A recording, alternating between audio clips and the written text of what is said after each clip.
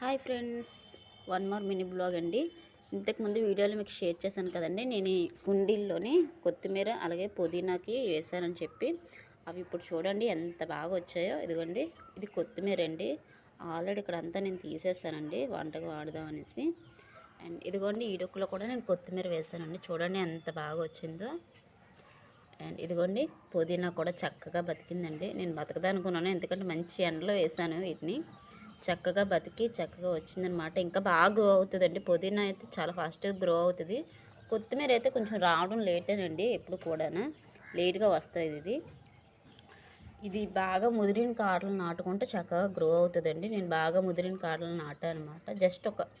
నేను నాటిన కాడలు అన్నిటికీ జస్ట్ ఒక 5 కాడలు అయితే బతికాయి అనమాట. అవి చూడండి చక్కగా గ్రో అయ్యాయి, ఇంకా బాగా గ్రో అవుతాయండి. మీరు కూడా ఇలాగ కొత్తిమీర పుదీనా బయట కొనుక్కునే పని లేకుండా ఇలా జస్ట్ సిమెంట్ ఎంతో రేట్ ఉండదు కదా, 1 కేజీ లేదా ఒక 2 కేజీలు తెచ్చుకొని ఇలాంటి పాట్స్ చేసుకొని మీరు కూడా చక్కగా ఇలా పుదీనా కొత్తిమీరని ఇంట్లో గ్రో చేసుకోండి. అట్లీస్ట్ ఇవైనా సరే మనం చేతితో పెంచినవి అవుతాయి కదా. సో ఇదిగోండి, నాకైతే చాలా హ్యాపీగా ఉందండి. నా చేతులతో వేసిన మొక్కలు కదండి, చాలా తృప్తిగా ఉంది. అండ్ కొత్తిమీర ఇంకా పెద్దవి ఉంటాయండి, కాకపోతే వాటికి ఇంకో సీడ్స్ ఉంటాయంట.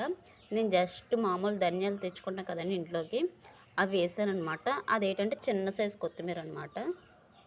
కానీ చాలా బాగుందండి, మంచి స్మెల్ వస్తుంది. అండ్ మీరు కూడా ఇలా గ్రో చేసుకోండి ఇంట్లోని.